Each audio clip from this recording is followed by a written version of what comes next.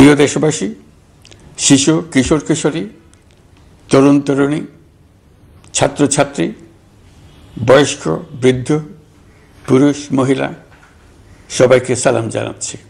আসসালামু আলাইকুম। শুরুতেই স্মরণ করছি মুক্তিযুদ্ধের লাখো লাখো শহীদ এবং গত জুলাই আগস্ট মাসে ফ্যাসিবাদের বিরুদ্ধে ছাত্র শ্রমিক জনতার অভ্যুত্থানে নিহত সকল শহীদকে। সবাইকে জানাচ্ছি আমার সশ্রদ্ধ সালাম ও গভীর শ্রদ্ধা। আরও স্মরণ করছি তাদের, ফ্যাসিবাদী শক্তির বিরুদ্ধে লড়াই করে যারা আহত হয়েছে, পঙ্গুত্ব বরণ করেছে, চোখের দৃষ্টি হারিয়েছে, যারা 9 দফা নিয়ে দাঁড়িয়েছে, যারা 1 দফা নিয়ে দাঁড়িয়েছে, যারা দেশকে এক হিংস্র স্বৈরাচারের হাত থেকে বাঁচিয়েছে। কৃতজ্ঞ চিত্তে স্মরণ করছি আপনাদের ভাই বোনদের, আপনাদের সন্তানদের, যারা এই বিপ্লবে অংশগ্রহণ করেছে। আমরা অন্তর্বর্তীকালীন সরকারের প্রথম 100 দিন অতিক্রম করলাম। আপনারা জানেন কি কঠিন এক পরিস্থিতিতে আমাদের দায়িত্ব গ্রহণ করতে হয়েছে। ছাত্র শ্রমিক জনতার অভূতপূর্ব গণ অভ্যুত্থানের পর ফ্যাসিস্ট সরকার প্রধান পালিয়ে গেলে দেশ সরকার শূন্য হয় সাময়িকভাবে। পুলিশ প্রশাসন এ সময় সম্পূর্ণ নিষ্ক্রিয় হয়ে পড়লে উদ্বেগজনক এক পরিস্থিতির সৃষ্টি হয়। স্বৈরশাসনে বিপর্যস্ত এই দেশকে আমাদের সবাইকে মিলে পুনর্গঠন করতে হচ্ছে। জুলাই আগস্ট বিপ্লবের পর আমরা এমন একটি দেশ হাতে পেয়েছি যার সর্বত্র ছিল বিশৃঙ্খলা। স্বৈরশাসন টিকিয়ে রাখতে আইন শৃঙ্খলা বাহিনীকে জনগণের মুখোমুখি দাঁড় করিয়ে দেওয়া হয়েছিল। বিপ্লব চলাকালে প্রায় 1,500 ছাত্র শ্রমিক জনতার শহীদী মৃত্যু হয়। আমাদের সরকার প্রতিটি মৃত্যুর তথ্য অত্যন্ত যত্নের সাথে জোগাড় করছে। এই বিপ্লবে আহত হয়েছে 19,931 জন। আহতদের জন্য ঢাকার 13টি হাসপাতাল সহ বিভিন্ন বিশেষায়িত হাসপাতালে চিকিৎসার ব্যবস্থা করা হয়েছে। প্রতিদিনই তালিকায় আরও নতুন নতুন শহীদের তথ্য যোগ হচ্ছে, যারা স্বৈরাচারের আক্রোশের শিকার হয়ে এই পৃথিবী ছেড়ে চলে গেছেন। প্রতিটি হত্যার বিচার আমরা করবই। জুলাই আগস্ট হত্যাকাণ্ডের বিচারের যে উদ্যোগ আমরা নিয়েছি তার কাজও বেশ ভালোভাবে এগিয়ে যাচ্ছে। পতিত স্বৈরাচার শেখ হাসিনাকেও আমরা ভারতের কাছ থেকে ফেরত চাইব। কেবল জুলাই আগস্ট হত্যাকাণ্ডই নয়, আমরা গত 15 বছরে সব অপকর্মের বিচার করব। অসংখ্য মানুষ গুম হয়েছে, খুন হয়েছে। এই সময় আমরা গুমের তদন্তে একটা কমিশন গঠন করেছি। কমিশন প্রধান আমাকে জানিয়েছেন অক্টোবর পর্যন্ত তারা 1600 গুমের তথ্য পেয়েছেন। তাদের ধারণা এই সংখ্যা 3,500 ছাড়িয়ে যাবে। অনেকেই কমিশনের কাছে গুমের অভিযোগ করতে ভয় পাচ্ছেন, এই ভেবে যে অভিযুক্ত ব্যক্তিদের দ্বারা তারা আবার আক্রান্ত হতে পারেন, ক্ষতিগ্রস্ত হতে পারেন। আমি আপনাদের আশ্বস্ত করতে চাই, আপনারা দ্বিধাহীন চিত্তে কমিশনকে আপনাদের অভিযোগ জানান। কারো সাধ্য নাই আপনাদের গায়ে আবার হাত দেয়। গুম কমিশনের সদস্যদের কাছে ভুক্তভোগীদের যে বিবরণ আমরা পেয়েছি তা অত্যন্ত মর্মান্তিক। জুলাই আগস্টের বিপ্লবের পর ছাত্রছাত্রীরা শহর বন্দরের দেয়ালে দেয়ালে তাদের মনের কথা লিখেছে। তাদেরও আগে যারা গুমের শিকার হয়েছে প্রতিটি গোপন আস্তানার দেয়ালে দেয়ালে তারা লিখে গেছেন তাদের কষ্টের মর্মস্পর্শী বিবরণ। তাদের এইসব কষ্টের কথা শুনে আমাদের হৃদয় কেঁপে উঠেছে। এসবের সঙ্গে জড়িতদের আমরা বিচারের কাঠগড়ায় দাঁড় করাবই। অভিযুক্ত যত শক্তিশালী হোক, যে বাহিনীরই হোক, তাকে ছাড় দেওয়ার কোনো সুযোগ নেই। কেবল দেশে নয়, গুম, খুন ও জুলাই আগস্ট গণহত্যার সাথে জড়িতদের আমরা আন্তর্জাতিক আদালতেও বিচারের উদ্যোগ নিয়েছি। ইন্টারন্যাশনাল ক্রিমিনাল কোর্টের প্রধান কৌঁসুলি করিম খানের সঙ্গে আমার এই ব্যাপারে ইতিমধ্যে কথা হয়েছে। আইন শৃঙ্খলা রক্ষাকারী বাহিনীগুলোর কোনো সদস্য কিংবা অন্য কেউ যাতে হত্যা, গুম সহ এই ধরনের কোনো অপরাধে জড়িয়ে পড়তে না পারে, এই জন্য আমরা গুম বিরোধী আন্তর্জাতিক সনদে স্বাক্ষর করেছি। আপনারা দেখেছেন জাতিসংঘের আন্তর্জাতিক মানবাধিকার বিষয়ক হাই কমিশনার ফলকার তুর্ক সম্প্রতি বাংলাদেশ সফর করেছেন। জাতিসংঘ জুলাই আগস্ট হত্যাকাণ্ডের তদন্তে আমাদের সহযোগিতার হাত বাড়িয়ে দিয়েছেন। ডিসেম্বর প্রথম সপ্তাহে তারা আমাদেরকে তাদের রিপোর্ট হস্তান্তর করার প্রতিশ্রুতি দিয়েছে। অতীতের গুমের ঘটনাগুলো তদন্ত কাজেও আমরা নিয়মিত তাদের সঙ্গে যোগাযোগ রক্ষা করে চলেছি। মানবাধিকার রক্ষায় সহযোগিতা করতে ঢাকায় তারা তাদের জনবল বাড়ানোর প্রস্তাব দিয়েছে। আমরা এই প্রস্তাব গ্রহণ করেছি। প্রিয় দেশবাসী, আমি আগেও জানিয়েছি, আবারও জানাচ্ছি, গণ অভ্যুত্থানে সকল শহীদদের পরিবারকে পুনর্বাসন করা হবে, একজনও বাদ যাবে না। সকল আহত শিক্ষার্থী, শ্রমিক, জনতার চিকিৎসার সম্পূর্ণ ব্যয় সরকার বহন করবে। আহতদের দীর্ঘমেয়াদী এবং ব্যয়বহুল চিকিৎসা এবং শহীদদের পরিবারের দেখাশোনার জন্য স্বাস্থ্য মন্ত্রণালয়ের নেতৃত্বে একটি পূর্ণাঙ্গ তালিকা প্রস্তুত করা হয়েছে। প্রতিটি শহীদ পরিবারকে সরকারের পক্ষ থেকে ৩০ লক্ষ টাকা দেওয়া হচ্ছে।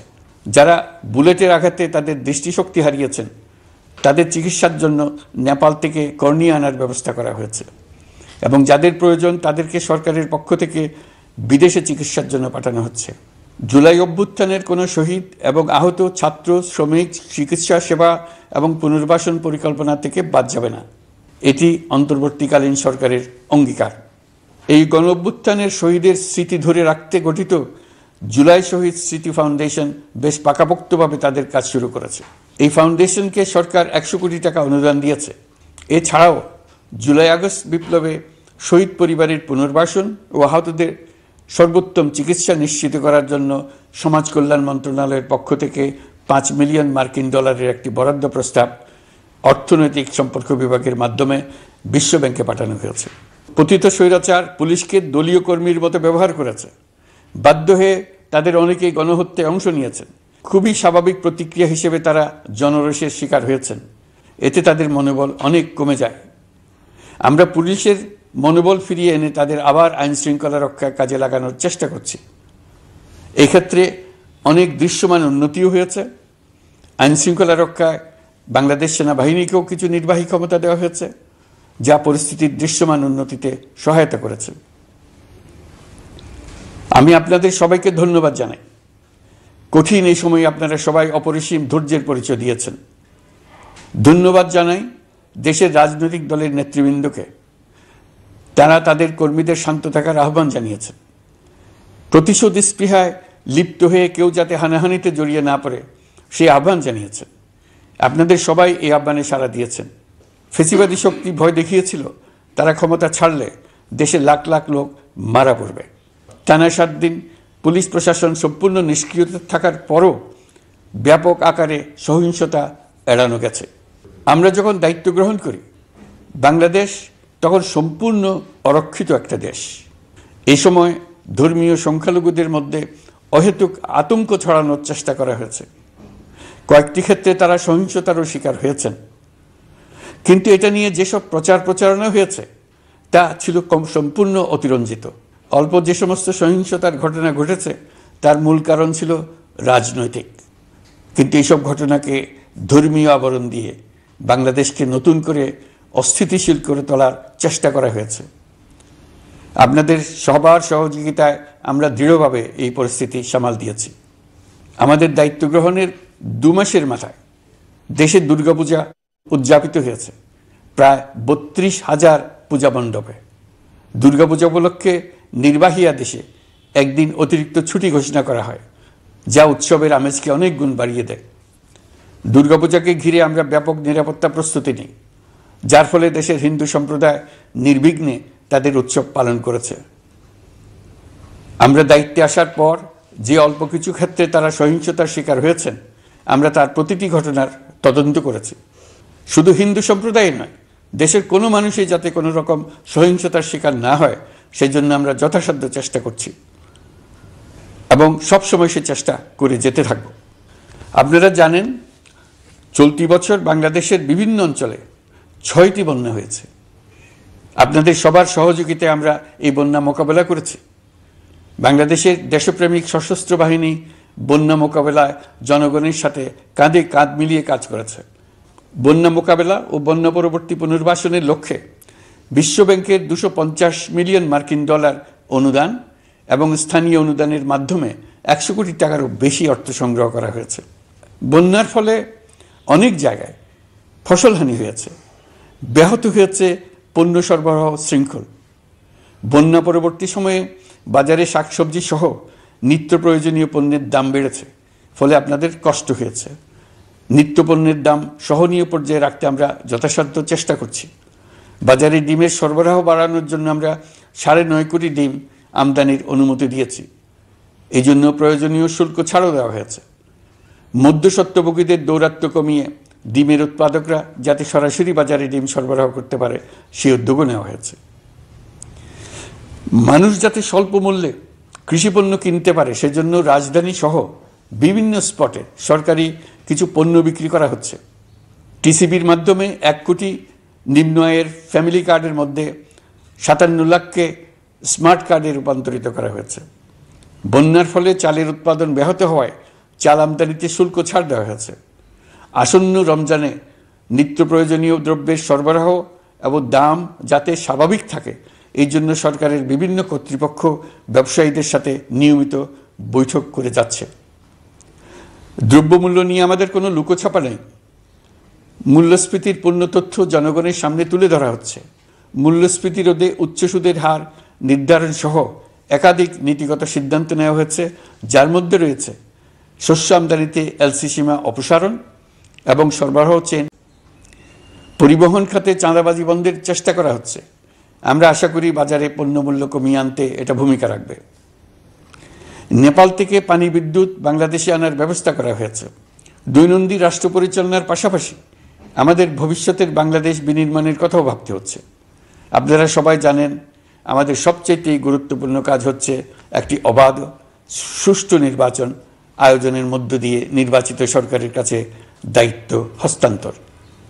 আমরা রাজনৈতিক দলগুলোর সঙ্গে আমাদের নিয়মিত যোগাযোগ অব্যাহত রেখেছি। বিভিন্ন ইস্যুতে তাদের মতামত নিয়ে যাচ্ছি। সরকারের সিদ্ধান্ত গ্রহণে এসব মতামত অনেকাংশে প্রতিফলিত হচ্ছে। চলমান সংস্কার প্রক্রিয়ায় তাদের প্রতিটি মতামত সক্রিয়ভাবে বিবেচনায় নেওয়া হচ্ছে। আমরা আশা করছি নির্ধারিত সময়ে ডিসেম্বর-জানুয়ারির মধ্যেই সংস্কার কমিশনগুলো তাদের সুপারিশমালা সরকারের কাছে পেশ করতে পারবে। তাদের সুপারিশ নিয়ে আমরা রাজনৈতিক দলগুলোর সঙ্গে ক্রমাগতভাবে আলোচনায় বসব। সকলের ঐক্যমত্যের ভিত্তিতেই আমরা সংস্কার প্রস্তাব চূড়ান্ত করব। নির্বাচন কবে হবে এই প্রশ্ন আপনাদের সবার মনেই আছে, আমাদের মনেও সারাক্ষণ আছে। আপনারা লক্ষ্য করেছেন নির্বাচন আয়োজনের লক্ষ্যে আমরা প্রয়োজনীয় পদক্ষেপ নিতে শুরু করেছি। কয়েকদিনের মধ্যে নির্বাচন কমিশন গঠন হয়ে যাবে। তারপর থেকে নির্বাচন আয়োজন করার সমস্ত দায়িত্ব তাদের উপর বর্তাবে। নির্বাচন কমিশন ভোটার তালিকা হালনাগাদ সহ আরও কিছু কাজ শুরু করে দিতে পারবে, যা একটা অবাধ নির্বাচনের সাথে সরাসরি সম্পৃক্ত। প্রথমবারের মতো প্রবাসী বাংলাদেশিরা পোস্টাল ব্যালটের মাধ্যমে যাতে তাদের ভোটাধিকার প্রয়োগ করতে পারে সে লক্ষ্যেও সরকার কাজ করছে। তবে আমরা মনে করি না যে একটা নির্বাচন কমিশন গঠন করে দিলেই নির্বাচন আয়োজনে আমাদের দায়িত্ব শেষ। রাষ্ট্র ব্যবস্থায় সংস্কার আমাদের এই সরকারের অন্যতম অঙ্গীকার। আপনারাই আমাদেরকে এই ম্যান্ডেট দিয়েছেন। যেই 6টি সংস্কার কমিশন আমরা শুরুতে গঠন করেছিলাম তারা ইতিমধ্যে তাদের কার্যক্রম অনেক দূর এগিয়ে নিয়েছে। বিভিন্ন গণমাধ্যমে আপনারা তাদের কার্যক্রমের আপডেটও দেখছেন। কয়েকটি সংস্কার কমিশন ডিজিটাল প্ল্যাটফর্ম গঠন করেছে। আমার অনুরোধ আপনারা এই প্ল্যাটফর্মে উৎসাহ সহকারে আপনাদের মতামত জানাতে থাকুন। প্রথম 6টি সংস্কার কমিশনের মধ্যে একটি হলো নির্বাচন সংস্কার কমিশন। নির্বাচন অনুষ্ঠানের জন্য এই কমিশনের সুপারিশমালা অত্যন্ত জরুরি। তাদের প্ল্যাটফর্মে যান, আপনার মতামত খোলাখুলিভাবে তুলে ধরুন। আপনি দেশের মালিক, আপনি বলে দিন আপনি কি চান, কিভাবে চান। নির্বাচন নিয়ে আপনাদের সকল বক্তব্য বিনা দ্বিধায় বলতে থাকুন। আপনার মনের কথা তুলে ধরুন। আমার অনুরোধ সংস্কারের কথাটাও একই সঙ্গে বলুন। সংস্কারকে পাশ কাটিয়ে যাবেন না। নির্বাচনের কথা বলার সঙ্গে নির্বাচন ও অন্যান্য ক্ষেত্রে সংস্কারের কথাটিও বলুন। সংস্কার হলো জাতির দীর্ঘমেয়াদী জীবনী শক্তি। সংস্কার জাতিকে বিশেষ করে আমাদের তরুণ তরুণীদের নতুন পৃথিবী সৃষ্টির সুযোগ দেবে, জাতিকে বঞ্চিত করবেন না। নির্বাচন আয়োজনে যে সংস্কার কমিশনের সুপারিশমালায় রাজনৈতিক দলসমূহ এবং দেশের সকল মানুষের মতামত অপরিহার্য, সেই কমিশন হলো সংবিধান সংস্কার কমিশন। এই সুপারিশমালার যে অংশ সকলের কাছে গ্রহণযোগ্য হবে তার ভিত্তিতে নির্বাচনী আইন সংশোধন করতে হবে। সমান্তরালভাবে ভোটার তালিকাও হালনাগাদ করার প্রক্রিয়া চলতে থাকবে। আমি নিশ্চিত নই সংস্কার প্রস্তাবসমূহ বাস্তবায়নের সুযোগ আমরা কতটুকু পাব, তবে আমি আপনাদের কথা দিচ্ছি, আপনারা সুযোগ দিলে প্রয়োজনীয় কিছু অত্যাবশ্যকীয় সংস্কার কাজ শেষ করেই আমরা আপনাদের কাঙ্ক্ষিত নির্বাচন আয়োজন করব। ততদিন পর্যন্ত আমি আপনাদের ধৈর্য ধারণ করার অনুরোধ করব। আমরা চাইব আমরা যেন এমন একটি নির্বাচন ব্যবস্থা সৃষ্টি করতে পারি যা যুগ যুগ ধরে অনুসরণ করা যাবে। এর ফলে সাংবৎসরিক রাজনৈতিক সংকট থেকে আমাদের দেশ রক্ষা পাবে। এই জন্য প্রয়োজনীয় সময়টুকু আমি আপনাদের কাছ থেকে চেয়ে নিচ্ছি। নির্বাচনী সংস্কারের সিদ্ধান্ত হয়ে গেলে খুব দ্রুত আপনারা নির্বাচনের রোডম্যাপও পেয়ে যাবেন। অন্তর্বর্তী সরকার সৃষ্টি হয়েছে রাজনীতিকে নীতির কাঠামোয় আনার জন্য এবং রাজনীতির জন্য নতুন পরিবেশ সৃষ্টির নিবিড় আকাঙ্ক্ষা থেকে। এই আকাঙ্ক্ষা পূরণ করা থেকে জাতিকে বঞ্চিত করবেন না। নির্বাচনের ট্রেন যাত্রা শুরু করেছে, এটা আর থামবে না, কিন্তু যেতে যেতে আমাদের অনেকগুলো কাজ সেরে ফেলতে হবে।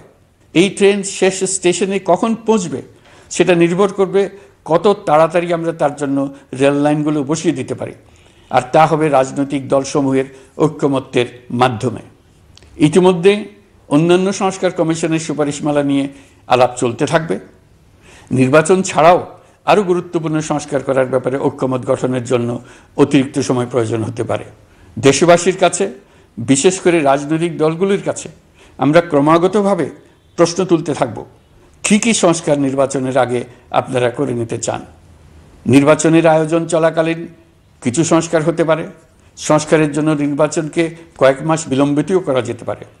আমরা দুদিন পরে চলে যাব, কিন্তু আমাদের মাধ্যমে জাতির জন্য যে ঐতিহাসিক সুযোগ সৃষ্টি হলো, সেই সুযোগটা যেন কোনো রকমেই হাতছাড়া করে না দিই, এটার ব্যাপারে দৃঢ় থাকার জন্য আমি দলমত, নারী পুরুষ, ধর্ম, তরুণ, বৃদ্ধ, ছাত্র, ব্যবসায়ী, শ্রমিক, কৃষক নির্বিশেষে সবার কাছে আহ্বান জানাচ্ছি। আশা করি আপনারা আমার এই আবেদন গ্রহণ করবেন।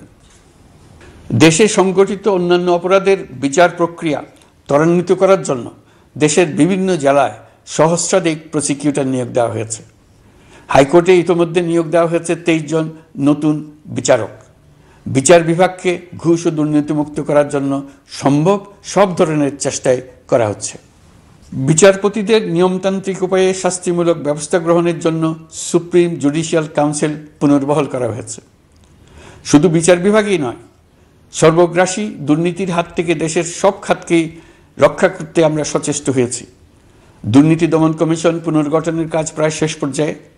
দুর্নীতি ও অর্থ পাচারে অভিযুক্ত প্রভাবশালী 150 ব্যক্তির তালিকা তৈরি এবং 79 জনের বিরুদ্ধে অনুসন্ধান শুরু হয়েছে। 15% হারে আয়কর পরিশোধ করে অপ্রদর্শিত পরিসম্পদ অর্থাৎ কালো টাকা সাদা করার বিধান বাতিল করা হয়েছে। সরকারি কার্যক্রমকে গতিশীল করতে বিভিন্ন পর্যায়ের 19,084 জন কর্মকর্তা কর্মচারীকে পদোন্নতি, 13,429 জনকে বদলি এবং 12,636 জনের বিরুদ্ধে শাস্তিমূলক ব্যবস্থা গ্রহণ করা হয়েছে। সাংবিধানিক প্রতিষ্ঠান পাবলিক সার্ভিস কমিশন পুনর্গঠন করা হয়েছে। কুখ্যাত সাইবার সিকিউরিটি আইন বাতিলের নীতিগত সিদ্ধান্ত হয়েছে। এই আইনের অধীনে হওয়া যেসব মামলা মানুষের মত প্রকাশের অধিকারের সাথে সম্পর্কিত সেগুলো প্রত্যাহার করা হয়েছে। এছাড়াও 133টি আইন বিধিবিধান তৈরি ও সংশোধন করা হয়েছে। 353টি গুরুত্বপূর্ণ নীতি নির্ধারণী সিদ্ধান্ত গ্রহণ করা হয়েছে। ছাত্রছাত্রীদের দাবি মেনে ইতিমধ্যে সরকারি চাকরির বয়সসীমা 32-এ উন্নীত করা হয়েছে। আমরা জানি আমাদের কাছে আপনাদের আরও অনেক দাবি দেওয়া আছে। দীর্ঘদিনের অপশাসন, অত্যাচার, অনাচারের ফলে আপনাদের মনে অনেক ক্ষোভ পঞ্জীভূত হয়েছে। দেশে বাক স্বাধীনতা না থাকায় আমরা কেউ আমাদের মতামত, দাবি দাওয়া প্রকাশ করতে পারিনি। আমরা আপনাদের প্রতিটি দাবির প্রতি সহানুভূতিশীল। আমরা ধৈর্য সহকারে আপনাদের কথা শুনতে চাই, কিন্তু সেজন্য আপনারা সড়ক অবরোধ করে জনদুর্ভোগ সৃষ্টি করলে আমাদের সকলেরই অসুবিধা হয়। আমাদের একান্ত অনুরোধ, আপনারা নির্দিষ্ট চ্যানেল মেনটেন করে আপনাদের দাবি দেওয়া পেশ করবেন। আমাদের বৃহৎ রপ্তানি পণ্য গার্মেন্টস শিল্পে গত কিছুদিন ব্যাপক অস্থিরতা বিরাজ করছে। ফ্যাসিস্ট সরকারের সুবিধাভোগী বেশ কিছু গার্মেন্টস মালিক পালিয়ে যাওয়ায় শ্রমিকদের বেতন ভাতা নিয়ে অনিশ্চয়তা তৈরি হয়েছে। অন্য অনেক কারখানাও শ্রমিকদের ন্যায্য বেতন সহ অন্যান্য সুবিধা থেকে বঞ্চিত ছিল। শ্রমিকরা তাদের দীর্ঘদিনের বঞ্চনার প্রতিবাদ জানাতে এবং অনিশ্চয়তা থেকে মুক্তি পেতে রাস্তায় নেমে আসে। আমরা তাদের কথা শুনেছি, তাদের আলোচনার টেবিলে নিয়ে আসতে পেরেছি। আমরা অত্যন্ত আনন্দিত যে মালিক শ্রমিকের মধ্যে 18 দফার একটা ব্যাপক ভিত্তিক চুক্তি স্বাক্ষরিত হয়েছে। বড় ধরনের কোনো সহিংসতা ছাড়াই আমরা শ্রমিক অসন্তোষ নিরসন করতে পেরেছি। তারা আবার উৎপাদনে ফিরেছে। এতে প্রাণ ফিরে পেয়েছে বাংলাদেশের রপ্তানিমুখী এই শিল্প। নানা প্রতিকূলতা সত্ত্বেও অক্টোবর মাসে আমাদের রপ্তানিতে প্রবৃদ্ধি হয়েছে প্রায় 21%। আমরা যখন কাজ শুরু করেছি, দেশের অর্থনীতি ছিল বিপর্যস্ত। বৈদেশিক মুদ্রার রিজার্ভ ছিল তলানিতে। আসার কথা, এই রিজার্ভ পরিস্থিতি এখন উন্নতির পথে। গত 3 মাসে রিজার্ভে কোনো রকম হাত না দিয়েই আমরা প্রায় $2 বিলিয়ন বৈদেশিক ঋণ শোধ করতে পেরেছি। জ্বালানি তেল আমদানিতে পুঞ্জীভূত বকেয়ার পরিমাণ $478 মিলিয়ন হতে কমিয়ে $160 মিলিয়ন আনতে পেরেছি। অর্থনীতি পুনরুদ্ধারে আমরা সর্বাত্মক চেষ্টা চালিয়ে যাচ্ছি। বিশ্বব্যাংক, IMF সহ বিভিন্ন দাতা সংস্থা ইতিমধ্যে ঋণ ও অনুদান হিসেবে $8 বিলিয়ন দেওয়ার প্রতিশ্রুতি দিয়েছে, যা আমাদের ভঙ্গুর অর্থনীতিকে সচল করতে সক্ষম হবে। পতিত সরকার আমাদের জন্য যে ভঙ্গুর অর্থনৈতিক পরিস্থিতি রেখে গিয়েছে, তাতে রাজস্ব আদায়ে গতি আনতে হিমশিম খেতে হচ্ছে জাতীয় রাজস্ব বোর্ডকে। এর মধ্যেও জুলাইয়ের নেতিবাচক অবস্থা থেকে অক্টোবর নাগাদ রাজস্ব আদায়ে 9.9% প্রবৃদ্ধি অর্জিত হয়েছে।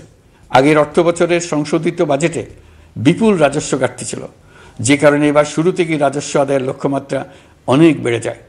এর ফলে স্বৈরাচার পতনের পরবর্তী 3 মাসে 9.9% রাজস্ব বৃদ্ধির পরেও লক্ষ্যমাত্রার বিপরীতে 23%-এর বেশি ঘাটতি থেকে যায়।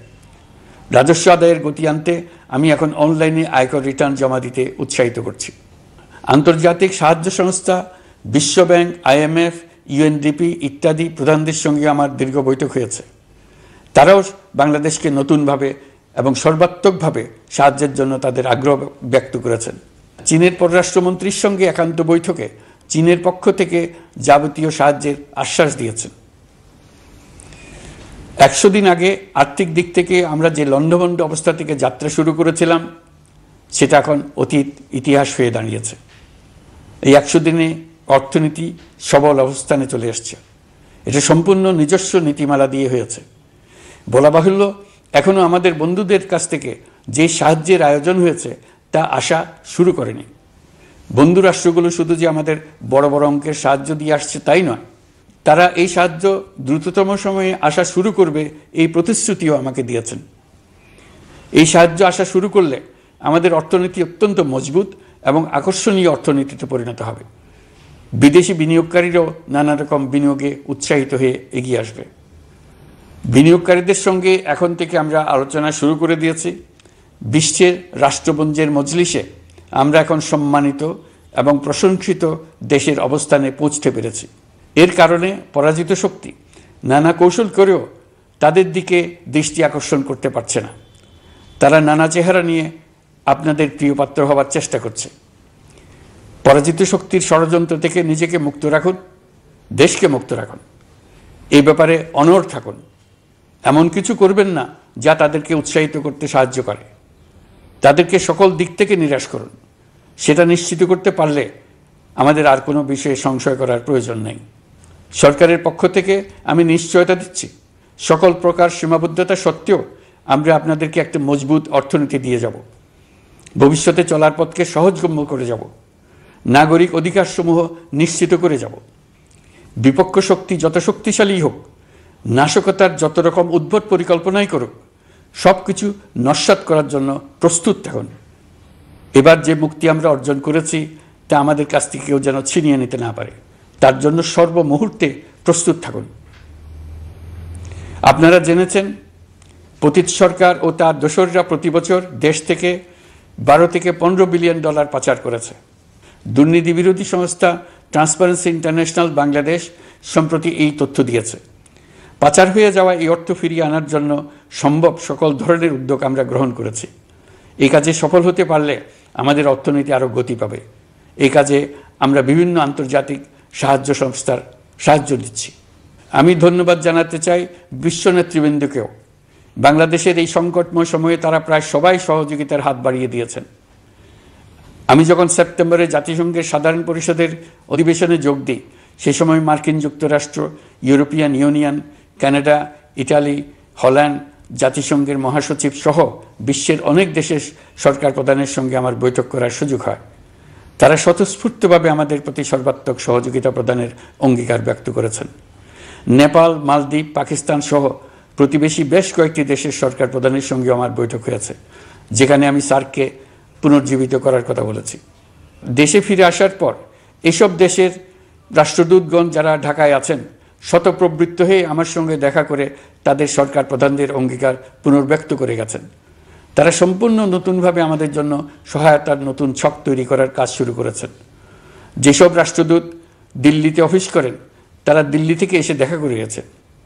ইউরোপিয়ান ইউনিয়নের 20 দেশের 20 জন রাষ্ট্রদূত দিল্লিতে থাকেন। 7 দেশের 7 রাষ্ট্রদূত ঢাকায় আছেন। দিল্লি থেকে একসঙ্গে 20 জন রাষ্ট্রদূত সহ মোট 27 রাষ্ট্রদূত সমবেতভাবে আমার সঙ্গে বৈঠক করার জন্য আগামী কয়েকদিনের মধ্যে ঢাকায় আসছেন। আগে কখনো ইউরোপিয়ান ইউনিয়নের 27 জন রাষ্ট্রদূত একত্র হয়ে সরকারের সঙ্গে আলোচনায় বসেনি। দিল্লি থেকে এই বিশাল সংখ্যক রাষ্ট্রদূত একসঙ্গে বৈঠক করার জন্য কোনোদিন আসেনি। এবার এই কাজটি করার পেছনে আছে ইউরোপিয়ান ইউনিয়নের সমর্থন প্রকাশ করা এবং অর্থনৈতিক ক্ষেত্রে উচ্চ পর্যায়ের সহযোগিতা গড়ে তোলা। ইতিমধ্যে আমার সঙ্গে দেখা করেছেন সৌদি আরব, সংযুক্ত আরব আমিরাত, ব্রাজিল, তুরস্ক, রাশিয়া, ফিনল্যান্ড, সিঙ্গাপুর, লিবিয়া সহ অনেক দেশের রাষ্ট্রদূত। দ্বিপাক্ষিক নানা সহযোগিতা সহ বাণিজ্য বিনিয়োগ বৃদ্ধির আশ্বাস তারা দিয়েছেন। আমরা প্রবাসী বাংলাদেশিদেরও বেসরকারি খাতে বিনিয়োগ করার জন্য আহ্বান জানাচ্ছি। বাংলাদেশের অর্থনৈতিক উন্নয়নে তরুণদের কর্মসংস্থানের মূলে রয়েছে বেসরকারি খাত। আমাদের বিনিয়োগ বোর্ডের নির্বাহী চেয়ারম্যান 2 শতাধিক বেসরকারি প্রতিষ্ঠানের প্রধান নির্বাহী, উদ্যোক্তা ও বিনিয়োগকারীর সঙ্গে পৃথক পৃথকভাবে বৈঠক করেছেন। নীতির ধারাবাহিকতার অভাব, সরকারি বেসরকারি পর্যায়ে মত বিনিময়ের অভাব, সরকারি অফিসের জটিল প্রক্রিয়া এবং সর্বোপরি দুর্নীতি বিদ্যমান বিনিয়োগকারীদের সমস্যায় ফেলেছে। বিনিয়োগকারীদের উদ্বেগ নিরসনে আমরা অনেকগুলো কাজ করেছি। ইতিমধ্যে সত্যিকারের ওয়ান স্টপ সার্ভিস চালু হয়েছে। বিনিয়োগ সংক্রান্ত চ্যালেঞ্জ সমাধানে আন্তঃমন্ত্রণালয় কমিটি গঠন করা হয়েছে। বেসরকারি খাতের উপদেষ্টা কাউন্সিল ও ডিজিটালাইজেশনের মাধ্যমে সরকারি অফিসে না এসে প্রয়োজনীয় কর্মসম্পাদনের পদক্ষেপ নেওয়া হয়েছে। বিনিয়োগ উন্নয়ন সংস্থা আমাদের অগ্রগতির বিষয়ে সবাইকে মাসিক ভিত্তিতে আপডেট করে যাচ্ছে। আমরা প্রবাসীদের কল্যাণে কাজ করছি। আমার অনুরোধে সংযুক্ত আরব আমিরাত সাজাপ্রাপ্ত 57 জন সহ অন্যান্য বাংলাদেশিকে মুক্তি দিয়েছে। এইসব বাংলাদেশি যাবজ্জীবন কারাবাসের ঝুঁকি নিয়ে ফেসিবাদের বিপক্ষে প্রতিবাদ করেছিল। বাংলাদেশিরা এরকম প্রতিবাদ আরও অনেক দেশেই করেছেন। আমরা তাদের প্রতি কৃতজ্ঞ। কয়েকদিন আগে বাকুতে সংযুক্ত আরব আমিরাতের প্রেসিডেন্ট জনাব শেখ মোহাম্মদ বিন জায়েদ আল নাহিয়ানের সঙ্গে আমার কথা হয়েছে। তাকে বাংলাদেশের পক্ষ থেকে ধন্যবাদ জানিয়েছি। তিনি বলেছেন বাংলাদেশের জন্য যে কোনো সাহায্য লাগলে আমি যেন তাকে জানাই। প্রবাসীদের কল্যাণে আমাদের সরকার সম্ভব সব ধরনের উদ্যোগ গ্রহণ করে যাচ্ছে। আপনারা জানেন মালয়েশিয়ার প্রধানমন্ত্রী আনোয়ার ইব্রাহিম সম্প্রতি বাংলাদেশ সফর করেছেন। 18,000 বাংলাদেশি যারা সব ধরনের আনুষ্ঠানিকতা মেনে চলার পরেও স্বৈরাচারী সরকারের অব্যবস্থাপনার জন্য মালয়েশিয়া যেতে পারেন নাই, তিনি তাদের জন্য মালয়েশিয়ার দ্বার আবার উন্মুক্ত করার আশ্বাস দিয়েছেন। এই লক্ষ্যে আমরা কাজও শুরু করেছি। আপনারা জেনে থাকবেন মালয়েশিয়া আগামী বছর দক্ষিণ পূর্ব এশিয়ার আঞ্চলিক সহযোগিতা সংস্থা আসিয়ানের চেয়ারম্যানের দায়িত্ব নিতে যাচ্ছে। আমরা ইতিমধ্যে আসিয়ানের সদস্য পদের জন্য আবেদন করেছি। মালয়েশিয়ার প্রধানমন্ত্রী আমাদের আবেদন সক্রিয়ভাবে বিবেচনার আশ্বাস দিয়েছেন। একই ধরনের আশ্বাস আমরা পেয়েছি ইন্দোনেশিয়া থেকেও। ইন্দোনেশিয়ার পক্ষ থেকে সে দেশে রাষ্ট্রীয় সফরে যাওয়ার জন্য আমাকে অনুরোধ করেছে। সৌদি আরব সহ বিশ্বের আরও অনেক দেশ আমাদের সঙ্গে সহযোগিতা বৃদ্ধির প্রস্তাব দিয়েছে। প্রথমবারের মতো ওআইসি সদর দপ্তরে আমরা স্থায়ীভাবে রাষ্ট্রদূত নিয়োগ দিয়েছি। তুরস্কের রাষ্ট্রপতি রিসেপ তাইয়েপ এরদোগানের সাথে আগে আমার টেলিফোনে আলাপ হয়েছে। এবার COP29 সম্মেলনে গিয়ে তিনিও তার স্ত্রীর সঙ্গে অত্যন্ত অন্তরঙ্গ পরিবেশে আলোচনা হয়েছে। বাংলাদেশের প্রতি তার বিশেষ সমর্থনের কথা তিনি বারবার প্রকাশ করেছেন। তুরস্কের একটি বাণিজ্য প্রতিনিধি দল ইতিমধ্যে বাংলাদেশ সফর করেছে। তুরস্ক এদেশের সঙ্গে অর্থনৈতিক সম্পর্ক উন্নয়নের জন্য টার্কিশ ইনভেস্টমেন্ট অথরিটি বা তিকা একটি অফিস ঢাকায় স্থাপনের জন্য ঘোষণা দিয়েছে। এর মাধ্যমে তুরস্কের বিনিয়োগ ও বাণিজ্য বৃদ্ধির উদ্যোগ নেওয়া হবে। এ উদ্দেশ্যে চলতি মাসে একটি উচ্চ ক্ষমতা সম্পন্ন দল তুরস্ক থেকে বাংলাদেশে আসছেন।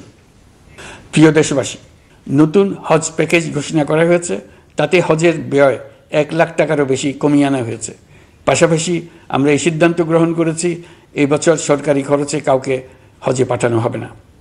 আমরা নতুন বাংলাদেশকে একটা পরিবেশ বান্ধব এবং জীব বৈচিত্র্যময় দেশ হিসেবে গড়ে তোলার উদ্যোগ নিয়েছি। এটি তরুণদের আকাঙ্ক্ষা, আমাদের সবারই আকাঙ্ক্ষা। সেই লক্ষ্যে আমি প্রথমেই একটি ক্ষুদ্র পদক্ষেপ নিয়েছি। সমগ্র সচিবালয়ে প্লাস্টিকের পানির বোতল ব্যবহার নিষিদ্ধ করেছি। ইতিমধ্যে সুপার শপগুলোতে পলিথিনের শপিং ব্যাগ ব্যবহার বন্ধ করার উদ্যোগ নেওয়া হয়েছে। গত কয়েক দশকে যে পরিমাণ নদী দূষণ হয়েছে, আমরা তা বন্ধ করার উদ্যোগ নিয়েছি। আপনারা সবাই অবগত আছেন, জলবায়ু পরিবর্তন আমাদের জীবনযাত্রার জন্য কীরকম হুমকি হয়ে আসছে। গত 1 বছরে বাংলাদেশ প্রায় 15টি প্রাকৃতিক দুর্যোগের শিকার হয়েছে। মানুষের সৃষ্ট নানাবিধ দুর্যোগের পাশাপাশি এইসব প্রাকৃতিক দুর্যোগের বিপক্ষেও আমাদের লড়তে হচ্ছে। আজারবাইজানে জলবায়ু সম্মেলনে বিশ্ব নেতৃবৃন্দকে আমি আমার উদ্যোগের কথা জানিয়েছি। সেখানে জাতিসংঘের মহাসচিব, ইউরোপ, এশিয়া, আফ্রিকার অনেক সরকার প্রধানের সঙ্গে আমার দেখা হয়েছে। যতটুকু আলাপ আলোচনা সম্ভব হয়েছে, আমি সবার কাছে জলবায়ুর প্রতিকূল প্রভাব মোকাবেলা সহ গণতান্ত্রিক উত্তরণের পথে বাংলাদেশের অগ্রযাত্রায় সহযোগিতা চেয়েছি। তারা সবাই সহযোগিতার অঙ্গীকার করেছেন। গত 100 দিনে আমরা অনেক কল্যাণমূলক কাজ করেছি, যা এখানে স্বল্প পরিসরে বর্ণনা করা সম্ভব নয়। আমাদের সরকার স্বচ্ছতা ও জবাবদিহিতায় বিশ্বাসী। তাই আমি সরকারের সকল মন্ত্রণালয়কে নির্দেশ দিয়েছি তাদের নিজ নিজ কাজের বিস্তারিত বিবরণ নিজেদের ওয়েবসাইট ও সামাজিক যোগাযোগ মাধ্যমে প্রকাশ করার জন্য। আমি আমার দপ্তরকেও বলেছি সরকারের সব কাজের বিবরণ যাতে জনগণ জানতে পারে, এই জন্য যেন প্রয়োজনীয় পদক্ষেপ নেওয়া হয়। এই সরকারকে ব্যর্থ করার জন্য, অকার্যকর করার জন্য বিশাল অর্থে বিশ্বব্যাপী এবং দেশের প্রতিটি স্থানে, প্রতিটি প্রতিষ্ঠানে এক মহাপরিকল্পনা প্রতি মুহূর্তে কার্যকর রয়েছে। তাদের একটি বড় প্রচেষ্টা হচ্ছে আমাদের মধ্যে বিভেদ সৃষ্টি করা। পতিত সরকারের নেতৃবৃন্দ যারা এদেশ থেকে বিপুল পরিমাণ অর্থ পাচার করে নিয়ে গেছে, সেই অর্থে বলিয়ান হয়ে তারা দেশে ফিরে আসার জন্য চেষ্টা করে যাচ্ছে।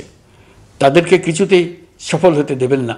তারা সফল হওয়া মানে জাতির মৃত্যু, জাতি হিসেবে আমাদের অবসান। সাবধান থাকুন। তাদের সকল হীন প্রচেষ্টাকে আমাদের ঐক্যের মাধ্যমে নস্যাৎ করে দেন, যেভাবে নস্যাৎ করেছিলেন তাদের বন্দুকের গুলিকে, তাদের আয়নাঘরকে, প্রতি পায়ে তাদের অনাচারের শিকলকে। এ ব্যাপারে সবাই একমত থাকুন, ঐক্যবদ্ধ থাকুন। আপনারা সবাই ভালো থাকবেন। দেশের সকল শিশু, কিশোর কিশোরী, তরুণ তরুণী, ছাত্রছাত্রী, বয়স্ক, বৃদ্ধ, পুরুষ, মহিলা সবাইকে আমার সালাম জানাচ্ছি। আসসালামু আলাইকুম। মহান আল্লাহ আমাদের সহায় হন। খুদা হাফেজ।